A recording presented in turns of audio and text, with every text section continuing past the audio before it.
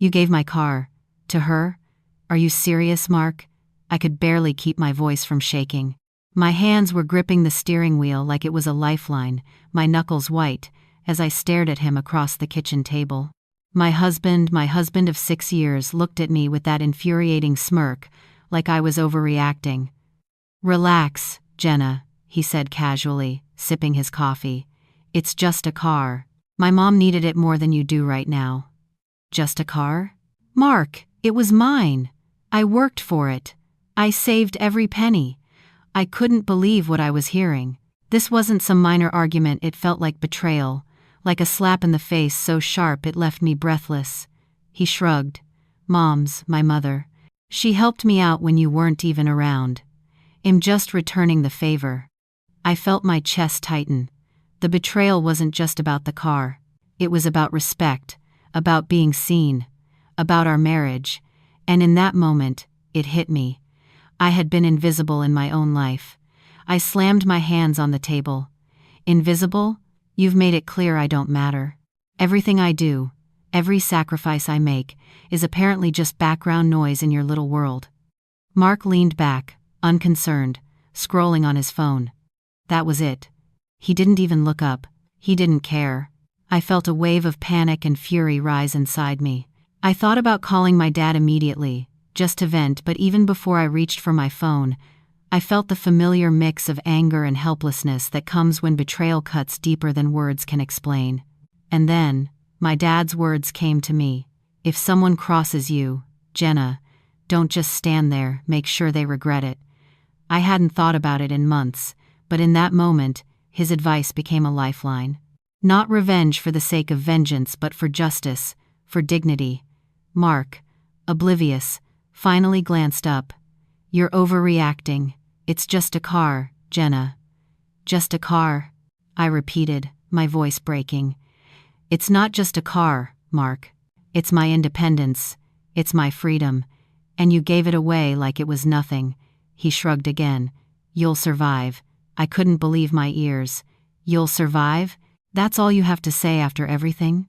I left the kitchen, storming to the garage, desperate to see if any of my things were still mine.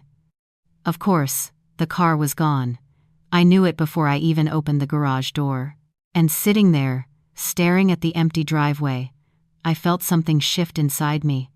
Something had snapped. I wasn't just angry, I was done being passive, done being ignored, done being treated like my worth was negotiable. And then I called my dad. Dad, you're not going to believe this, I said, trying to keep my voice steady. Mark, he gave my car to his mother. There was a long pause on the other end. I could hear my dad's quiet breathing. Are you serious? He finally said. His voice was calm, but there was a dangerous undertone, the kind that makes you sit up straight, the kind that warns everyone in the room. Do not underestimate me. Yes, Dad. He doesn't even think it's a big deal. He doesn't care that he humiliated me in front of everyone. There was another pause. Then he said simply, bring me the details. Everything. I'll handle it. I felt a strange combination of relief and fear. Relief, because finally, someone who actually understood the gravity of what had happened was in my corner. Fear, because I knew my dad's version of handle it wasn't going to be gentle. That night, I sat in the dark living room, staring at the empty driveway through the blinds. The streetlights outside painted everything in harsh shadows. Mark was in the bedroom, probably scrolling his phone, oblivious to the storm he had unleashed. And I realized something: I had underestimated my own courage. I didn't just want my car back. I wanted respect. I wanted to reclaim the part of me that he had treated like disposable property. And deep down, I knew my dad would make sure Mark understood exactly what that meant. I didn't know how it would happen, or when, or what it would look like, but I knew this wasn't the end of the story, not even close. Because the moment someone takes what's yours, without even thinking, that's when real consequences begin. And as I sat there, watching the shadows shift across the empty driveway, I made a promise to myself. Mark wouldn't just apologize. He would be made to see, really see, what it means to betray someone who trusted you completely. Little did I know, My dad had plans that would leave both Mark and his mother speechless. And that, my friends, is where our story truly begins. Jenna Matthews, 32, lived in the bustling suburbs of Atlanta, Georgia, a city of bright lights and endless traffic, where ambition and family pride often collided. Jenna wasn't just any woman. She had worked hard for everything she had. She grew up in a close-knit family, her father a retired firefighter and her mother a high school English teacher. They taught her responsibility, honesty, and self-respect, values she carried into adulthood. Jenna's life, however, had not been without struggle. After graduating college with a degree in marketing, she bounced between jobs, learning early on that no one would hand her success on a silver platter. She was smart, meticulous, and fiercely independent. But underneath her confident exterior, she carried emotional scars past betrayals, broken friendships, and the weight of always being the peacemaker in her family. Her marriage to Mark had begun like a fairy tale. They met at a charity gala in downtown Atlanta, he charming, witty, and persistent. At the time, Jenna was drawn to his confidence, the way he made her laugh even on her worst days. But over the years, cracks began to show. Mark's charm often masked a streak of arrogance and entitlement. He was selfish in subtle ways, quick to dismiss her opinions, and, as we see now, utterly lacking in respect for her hard-earned independence. Jenna's flaws were clear too. She could be overly trusting, giving people the benefit of the doubt even when red flags appeared. She sometimes held back her anger, burying it beneath politeness, which only made her eventual eruptions more intense. And yet, beneath every frustration, every hurt, she carried an unshakable core of integrity. Mark Reynolds, 35, was the kind of man people either loved or tolerated. Handsome, smooth-talking, with a smile that suggested he knew a secret everyone else wanted. Born and raised in Atlanta as well, Mark came from a wealthy family. His mother, Lorraine, was a socialite with a sharp tongue and a controlling streak.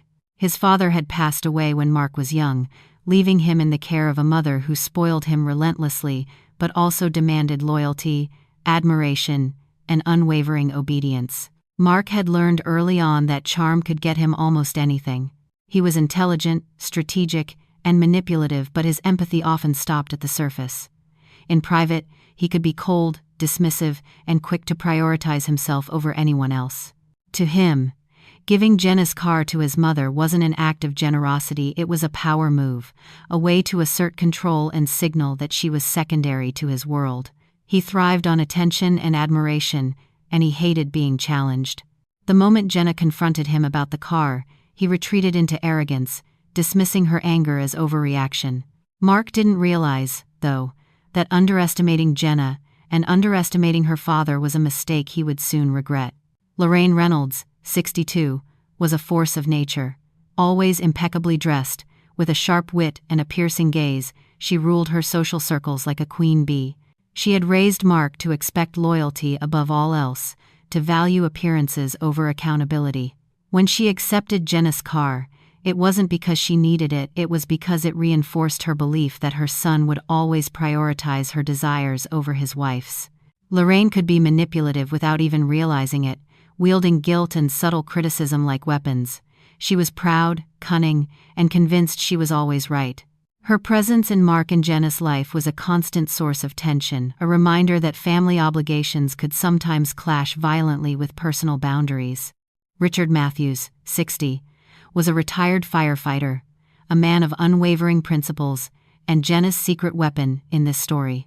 Broad-shouldered, with graying hair and a calm intensity, Richard exuded authority without needing to raise his voice. He had taught Jenna to stand her ground, to demand respect, and to never allow others to belittle her. Richard had always been protective of Jenna, sometimes too much so, but his wisdom was unshakable. When Jenna called him about the car, he listened first, measured the situation, and then planned his approach carefully. Unlike Mark or Lorraine, Richard believed in justice over cruelty, but he also believed that consequences were essential. Anyone who crossed his daughter would soon learn that principle firsthand. The story unfolds in Atlanta, a city of contradictions. Glittering skyscrapers and historic neighborhoods, luxury condos next to aging townhouses, bustling downtown streets beside quiet suburbs. Jenna and Mark lived in a mid-sized suburban home in Buckhead, a neighborhood known for its manicured lawns, coffee shops, and a community that prided itself on appearances. Jenna's lifestyle was comfortable but earned. She worked long hours, budgeted carefully, and saved every paycheck. Mark, by contrast, enjoyed the perks of wealth he hadn't entirely earned, often prioritizing indulgences over responsibility. Their marriage, at first a blend of love and ambition, had begun to show cracks as these differences widened. Jenna's independence clashed with Mark's entitlement. Her moral compass and desire for fairness collided with Lorraine's controlling influence. And Richard, quiet yet formidable, waited in the wings, a looming figure whose actions would soon redefine the rules of engagement. These personalities and histories aren't just backstory, they set the stage for every confrontation, every betrayal, and every moment of karmic reckoning that's about to unfold. Every choice, every small insult, every slight has a ripple effect, and in this story, no betrayal goes unanswered. After that night, the air in our house changed. It wasn't loud or explosive, it was subtle, creeping in like smoke, filling every corner, making it hard to breathe. Mark acted as if nothing had happened, scrolling his phone on the couch, occasionally making a joke that didn't land. But I could feel it, every look, every word, every silent dismissal, it all piled on top of me. I started noticing the little things. The way he would brush past me in the morning without a word, leaving his coffee cup in the sink and expecting me to clean it. The way he took credit for things I had done, like the new landscaping I had suggested for the yard.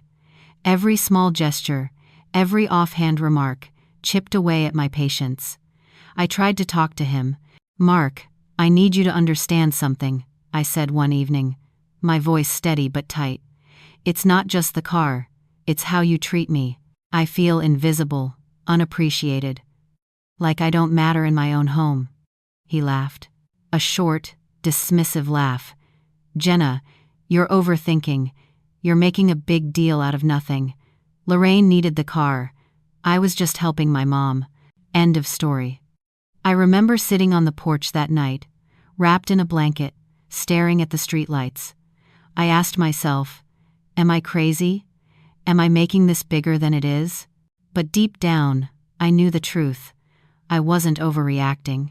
Mark was crossing boundaries, ignoring my feelings, and showing me who he really was. I felt the familiar surge of anxiety and frustration, like my life had quietly become about managing his moods, his expectations, and his mother's demands. I wanted to scream. I wanted to pack up and leave. But part of me still hoped he'd change, that the man I married, the charming, witty man, was still in there somewhere. Over the next few weeks, subtle betrayals kept piling up. Mark started making decisions without consulting me, financial, social, even personal. He booked vacations without asking if I could take time off work. He spent money I had been saving for months, claiming he thought I'd be okay with it. And then there was Lorraine. She visited more often, dropping by unannounced, lingering in the kitchen, commenting on everything from my cooking to my choice of furniture. "You know, Jenna, when Mark and I were your age, we didn't fuss over small things like this," she said one morning, smoothing the tablecloth I had carefully arranged. Her voice was calm, polite even, but it was sharp, like a blade hidden in silk, and I felt it. Every word, every glance, every seemingly innocent suggestion was a way to undermine me, to remind me that in their eyes, I was replaceable. Every day became a tightrope walk. I would plan my day, carefully, work, errands, appointments, and Mark would change plans without warning. "We're going to visit Lorraine this afternoon," he'd say at the last minute. I'd groan internally, but I smiled, because confrontation never worked. At least, that was what I thought. Even small things started to irritate me. The way he left crumbs on the counter, the way he ignored my texts for hours, the way he smiled at his mother while dismissing my concerns. I began keeping mental notes, cataloging every slight, every dismissive comment. I couldn't tell anyone at work or among friends, it felt too personal, too humiliating. But inside, A storm was brewing. Late at night, I would sit on the couch with a mug of tea, thinking aloud to myself, "Why am I putting up with this?" I whispered to the empty room. "Why do I keep hoping he'll change? I'm tired, Dad. I'm tired of feeling small, like I don't belong in my own life." Sometimes, I would imagine confronting him. Really confronting him, not politely, not quietly, just letting him feel what it's like to be dismissed, belittled, invisible. But those thoughts would make me anxious, because I didn't want the house to explode with anger.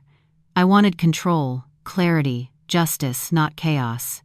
And then there were the nights I called my dad, updating him quietly. "It's happening again," I said once, my voice low. "Hes doing it again, Dad. I can't." Richard Matthews, calm as ever, would listen, ask questions, and then say, "Patience, watch, and you'll see." Sometimes, the world teaches lessons in its own way. "Mark and Lorraine will understand, just not yet." Those words became my anchor. My father wasn't going to act rashly, but I trusted him. And deep down, I felt a small, simmering hope that the next time Mark thought he could dismiss me, he'd be in for a surprise. By the third week, things started escalating. Mark's arrogance became blatant. He began making financial decisions that directly affected me, without any discussion, purchasing a new sound system for the house, booking a vacation for just him and Lorraine, and even offering away small personal items of mine without asking. I realized he didn't just undervalue me, he saw me as optional, replaceable. The car was only the first symbol.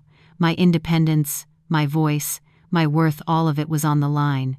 And Lorraine, she encouraged it. Her subtle praise of Mark's behavior, her sly remarks about my sensitivity, made it clear she enjoyed seeing me dismissed. I felt trapped in my own home, a spectator in my own life. I started documenting everything, small journals in my phone, notes about who said what, when. My anxiety grew, but so did my resolve. I knew that if I kept letting things slide, this would only escalate. One evening, after another dismissal by Mark, I caught a glimpse of myself in the mirror. Tired eyes, clenched jaw, a tightness in my chest I hadn't felt before. And I thought, I'm done being small. I'm done being invisible. Little did I know, that breaking point, the one where betrayal becomes undeniable, was just around the corner. And when it hit, nothing would be the same. In these weeks, the tension wasn't always explosive. It was the quiet betrayals, the dismissive gestures, the power plays, the kind of slow-burning erosion that leaves you questioning your own judgment, questioning your own worth. But Jenna was learning. Slowly, quietly, inside her chest, a spark was growing, a spark that would not be ignored. And it would light the path for what comes next, the moment when betrayal can no longer be denied, when heartbreak becomes a catalyst for awakening. The day it all broke, I thought I might lose my mind. It started like any other Saturday morning. I woke early, hoping to steal a quiet moment with my thoughts, my coffee, the faint sunlight streaming through the blinds. But the moment I stepped into the driveway, I froze. The car was gone, not just borrowed, not just moved temporarily, it was completely gone. No note, no explanation, nothing. I ran back into the house. "Mark, the car, where is it?" My voice cracked, the panic rising in my throat. He looked up from his phone, still lounging on the couch, as if the question were a minor inconvenience. "Oh, that? Yeah. I gave it to my mom. She really needed it. You know how she can be." I felt my knees weaken. "Gave it? You gave it?" "Yes. She's my mother, Jenna. I'm just helping her out.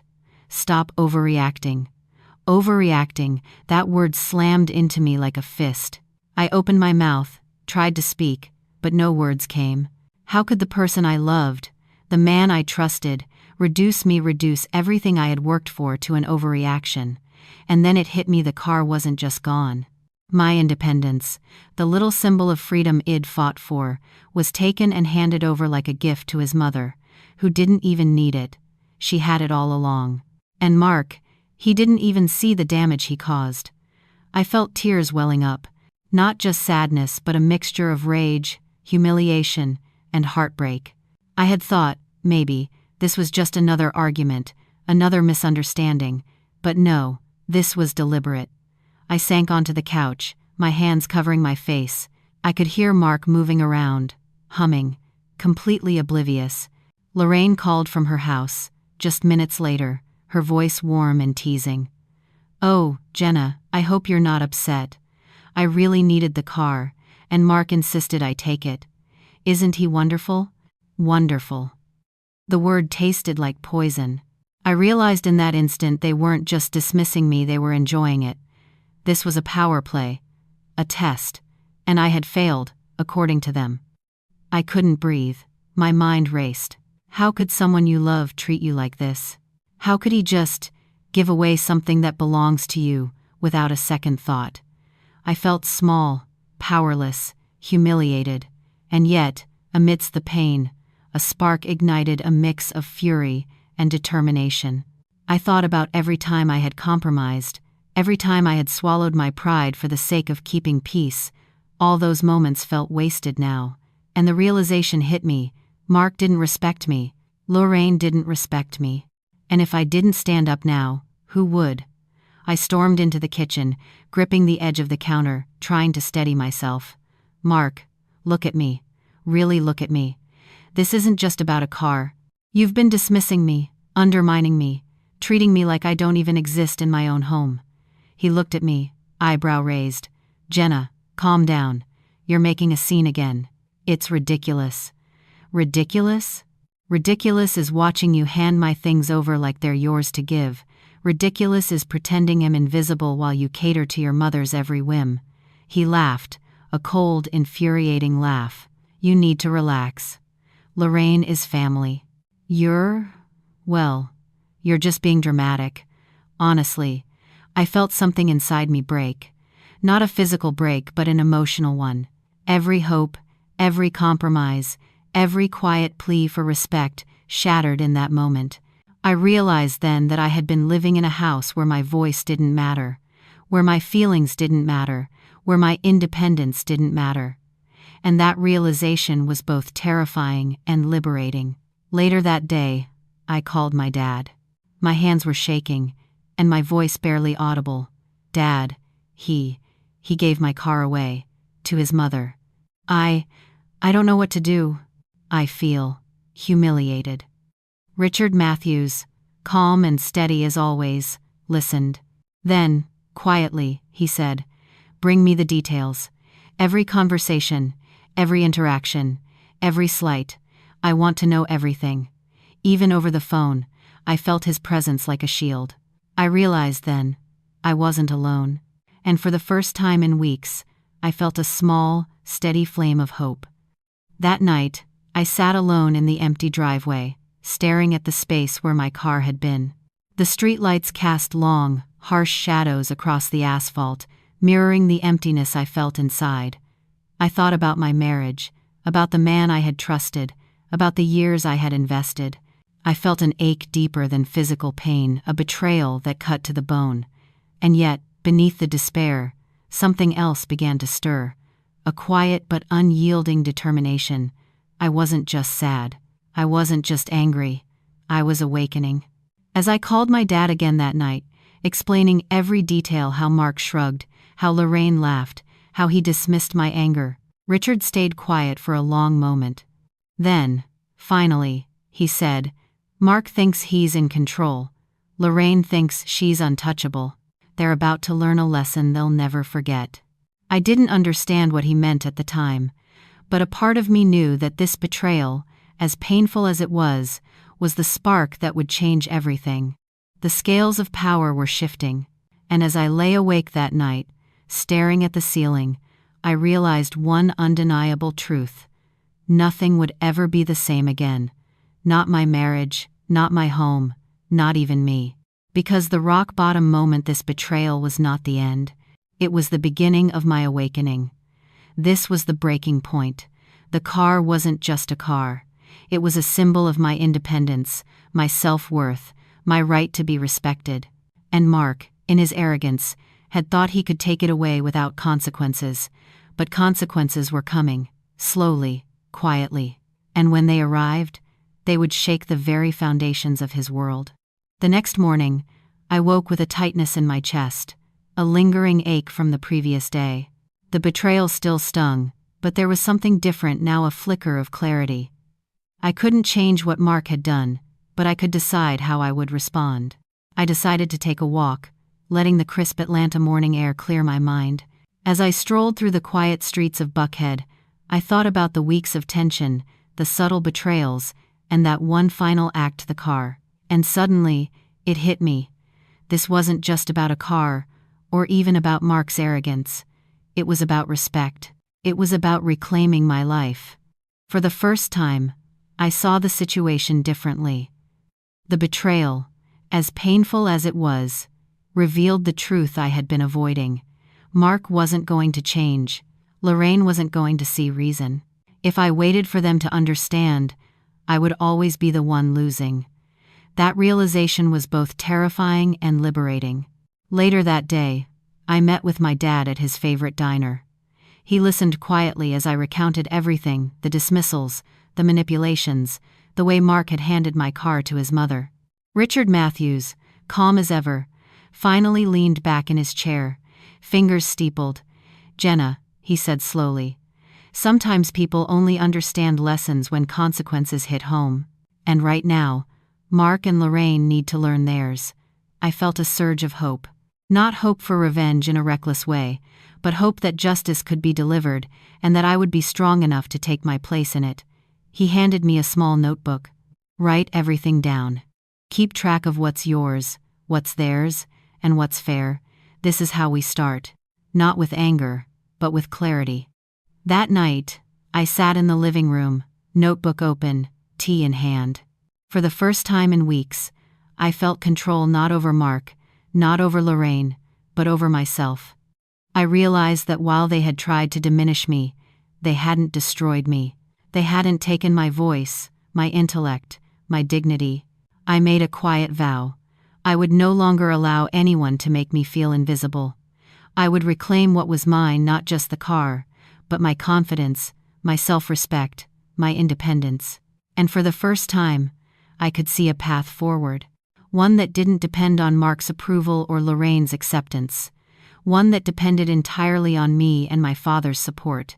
I didn't know exactly how it would unfold. I only knew one thing. Mark's arrogance had set the stage for his own downfall. Lorraine's manipulations had left openings for consequences she hadn't anticipated. The turning point wasn't dramatic, it wasn't fireworks or shouting. It was quiet, internal, almost invisible, but like a seed planted in fertile soil, it would grow. And soon, the world I had been forced to endure would start to tilt, slowly but unmistakably, in my favor. Sometimes, the hardest moments bring the clearest revelations. That day, walking the quiet streets and speaking with my father, I understood something essential. Betrayal is a teacher, and awareness is power. Mark had underestimated me. Lorraine had underestimated me. And that, as I would soon discover, was their first and most critical mistake. It all happened one Saturday afternoon, almost like fate decided to intervene. I had arranged a chance visit to my dad's office under the pretense of needing advice. What I didn't realize was that he had already set something in motion. "Jenna," my dad said calmly as I walked in, "I've made a few calls, but I want you to see it for yourself." He led me to a small conference room, and there it was, a stack of papers, contracts, and statements. My eyes widened as I scanned them.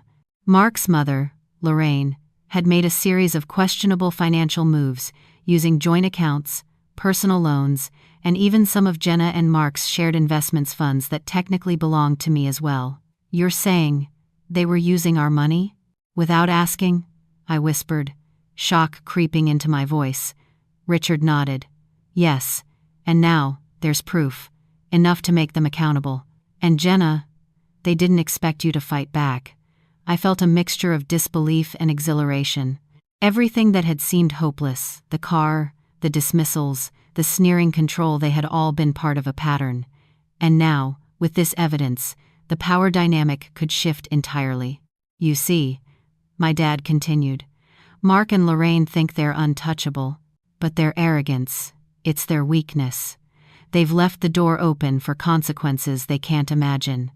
In that moment, a spark ignited inside me. I realized the tables could turn, and this time, I wouldn't just be a victim.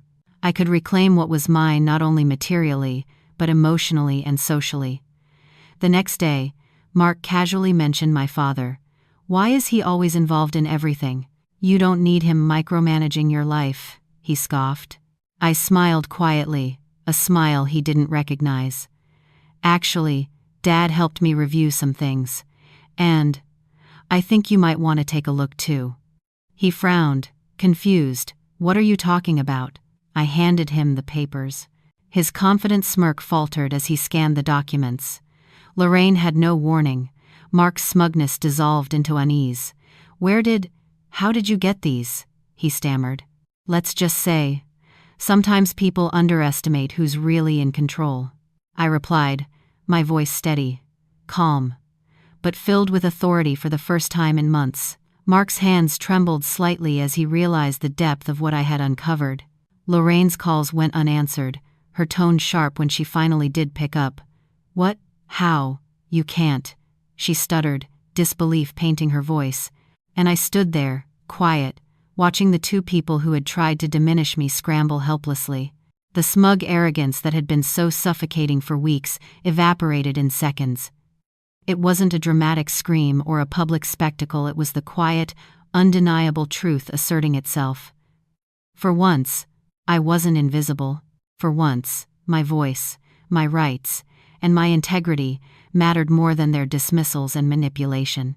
Sometimes, the biggest twists in life don't come from luck, they come from seeing clearly, waiting patiently, and acting decisively. Mark and Lorraine thought they were untouchable. They didn't know that behind the quiet, composed woman they dismissed was a daughter and a father who would make sure justice found its way. And just like that, everything changed. After the revelation, the house felt different. I could sense a shift in the air, subtle but undeniable. Mark, usually so confident, was hesitant now. Lorraine, once so smug, was flustered. Their control, which had always loomed over me like a shadow, was slipping. I remember sitting at the kitchen table, notebook open, papers spread out, and thinking, this is it. This is the moment I step fully into my own power. Mark started second-guessing himself. Every casual command I used to follow blindly, every dismissive comment, was now met with careful calculation. His smirk vanished, replaced by unease. Even the smallest things like leaving dishes on the counter or texting without answering me suddenly felt weighed down by accountability. Lorraine called one evening, trying to assert dominance, but I didn't flinch. Calmly, I laid out what needed to be corrected, backed by the evidence my dad had helped me compile. She tried to manipulate, tried to charm, tried to guilt me, but nothing worked. This time, I held the ground they had never respected. For the first time, I realized I wasn't reacting from anger or hurt, I was acting from clarity. I had identified the truth. My independence, my dignity, and my voice were mine, and no one could take them without consequences. I reclaimed control of the household. I recovered my car. I set boundaries with Mark that he had no choice but to respect. And with every small victory, a sense of liberation filled me. No longer the passive, accommodating wife, I became assertive, deliberate, and confident. Driving my car again, I felt something I hadn't in years. Freedom. Freedom from manipulation. Freedom from dismissiveness. Freedom from the fear of being invisible in my own life. Every turn of the wheel, every press of the pedal, was a reminder that the power had shifted. Mark's expression during that moment, a mixture of guilt and shock, was almost satisfying. He had taken my car casually, thinking it meant nothing. Now he understood what it represented: independence, respect, and self-worth. Life has a way of teaching lessons quietly at first, then all at once. The betrayals, the dismissals, the manipulations, they weren't just obstacles, they were the catalyst for my awakening. And in their collapse, I saw the truth. strength isn't about dominance or control. It's about recognizing your worth and standing firmly in it. Mark and Lorraine had spent months thinking they were untouchable. That arrogance, that sense of invincibility, had been their greatest weakness. And now, karma had finally caught up with them. Mark's friends and colleagues began noticing changes. He was quieter, hesitant, less confident. His reputation for charm and control, carefully built over the years, started to crack. Simple mistakes in work, forgotten promises, overlooked commitments, they all added up. People who once deferred to him began questioning his judgment. At home, the tension was palpable. He tried to assert authority, but I didn't flinch. Every attempt to manipulate or belittle me was met with calm, steady resistance. The tables had turned, and Mark felt the sting of being powerless in the very environment he had controlled for so long. Lorraine, too, faced her reckoning. Friends who once admired her for her influence and social standing now whispered behind her back, questioning her judgment and her ethics. She found herself isolated, unable to command the respect she had once taken for granted. Even her son's newfound assertiveness, a direct result of my father's careful intervention, made her uneasy. She had treated me like I was insignificant, a pawn in her son's life, and the universe had a quiet way of showing her that her manipulations had limits. I didn't gloat. This wasn't about cruelty. This was about balance. Watching them face consequences was oddly satisfying, like a weight had lifted from my shoulders. Months of frustration, humiliation, and invisibility had led to this moment of clarity and justice. The car, once a symbol of my independence stolen from me, now represented something more profound. It was a reminder that respect can't be demanded, it has to be earned, and when it isn't, consequences will follow, in ways people never anticipate. Sometimes, karma doesn't arrive instantly. Sometimes, it unfolds quietly, patiently, until the moment it can't be ignored. Mark and Lorraine learned that lesson expensively, personally, and unmistakably.